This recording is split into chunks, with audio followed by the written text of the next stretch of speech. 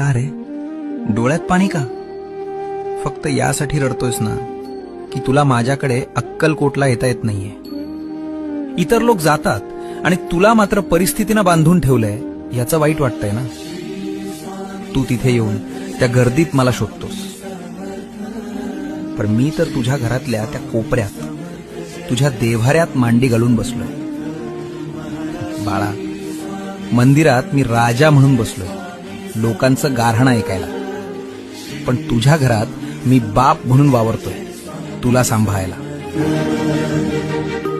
मग राजाच्या दरबारात जाणं महत्वाचं की बापाच्या मांडीवर बसणं महत्वाचं?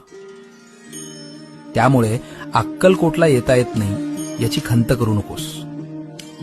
आत्ता याच क्षणी डोळे मिट आणि बघ, मी तुझ्या समोर उभा नाहीये, तर मी तुझ्या आत बसलोय.